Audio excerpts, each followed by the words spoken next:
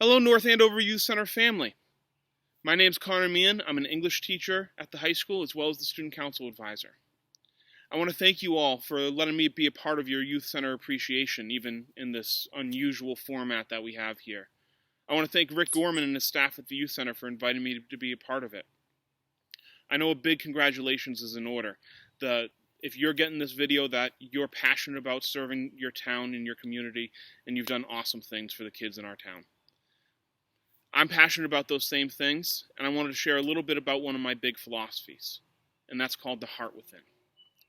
You're probably having one of two reactions when you hear me say that. Either one, aw, how cute. Or two, Mr. Meehan, I took biology. If your heart's not within you, you're dead. Well, the heart within is actually about a tree. Now you're probably having one of two reactions. Either, Mr. Meehan, I took biology, trees don't have hearts. Or, did I sleep through that day of biology? Do trees have hearts? They don't worry. But this is about a tree that I passed a number of times on my runs around my neighborhood. Could have been any tree, it could have been this tree. Very nondescript tree in somebody's front yard. Until one day, it had been cut down.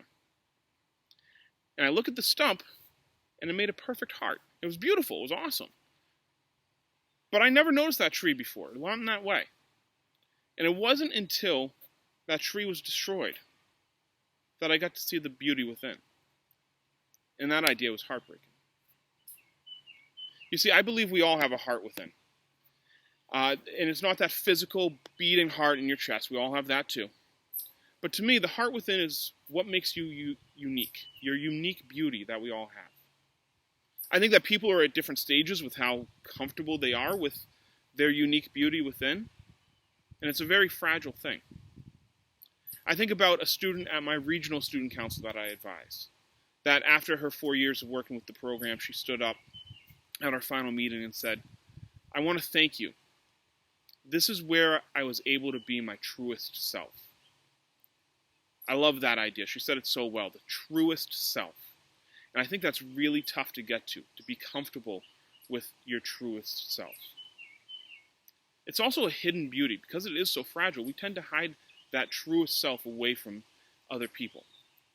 Not to mention, all the time, those things we believe, those things we want to be, are challenged by social media, by our peers, by our parents. I'm not here to lecture you about all those things that can bring you down. You know them as well as I do. But what I am here to say is that we, as servants, as leaders, have an obligation to look for that inner beauty, that unique beauty, the hidden beauty in those around us.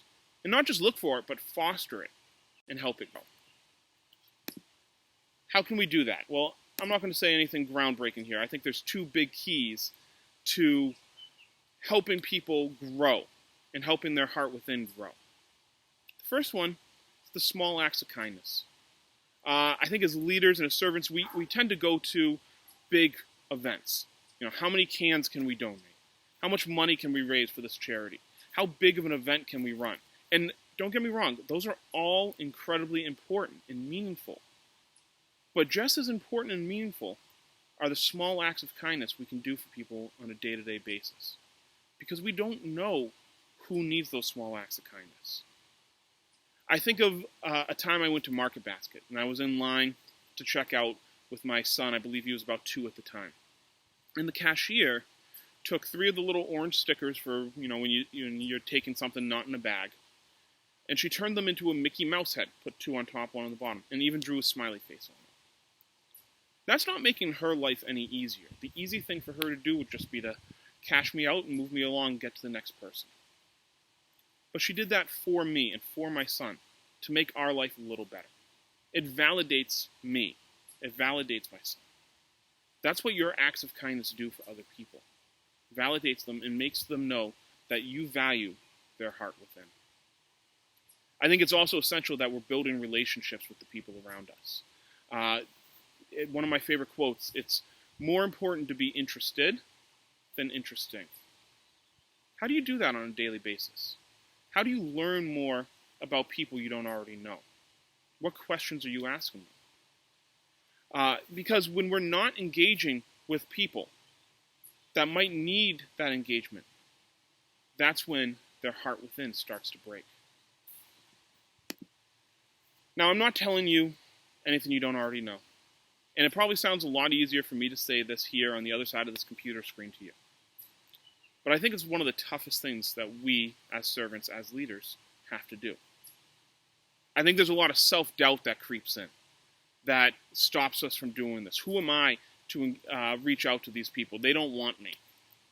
I think we also, as servants and leaders, put a lot of pressure on ourselves, which is a big problem overall for teenagers today. We put pressure on ourselves that we need to be a certain thing. So before we can help others find their heart within, we really have to look at our own heart within. We need to know what success looks like to us. If we want to be a successful servant, if we want to be a successful leader, what does that look like to us? I think of it like going for a run. When I go for a run, I have my headphones in. I have the little computer voice that tells me I'm going at this pace and that pace. I'm not going to reveal what the paces are that I'm going at. I don't want to embarrass myself here. But that voice tells me if I'm going too slow and I need to pick it up. That voice tells me if I'm going too fast and I need to slow it down before I burn out. I think we all have that voice in our head when we go through our day-to-day life and we're trying to be the best us. Are we going too fast? Are we doing too much? Because we need to take a step back and not burn out. At the same time, are we doing enough? Are we being the person we want to be? And how can we step it up? When you have a clear vision of who you want to be as a successful leader and a successful servant, that's when you can hold yourself accountable. Now, to go back to my story of the tree that I started with, as I continued to go by that tree, eventually that beautiful heart stump was removed, leaving an empty space. Until a couple days later, a new tree was planted there. It confused me. I'm like, you didn't want a tree there. You cut one down. Why'd you put a new one in? And it made me think a lot about our obligations as just human beings. And I think we have an obligation to try to maintain beauty in the world. That when something comes down, we have an opportunity to put something beautiful back. Because as servants, as leaders, if we're trying to protect those, foster the heart within the people around us, well, we won't always be successful. So what do we do when we see someone whose heart within has been broken? Do we wait till it's too late to do something to help them? Do we leave a vacant spot behind? Or do we help create something new, something better, something that's beautiful? To me, that's true service. Not just the big things that, yes, help a lot of people, but taking the time to work on an individual level and help make the people around you beautiful. It's hard work, but in the end, I think it's truly worthwhile. Thank you again for letting me be a part of your ceremony today. And I wish you all the best, whether you're going to college or you're staying in the high school or you're at the middle school. I know you all do amazing work, and keep it up. Thank you.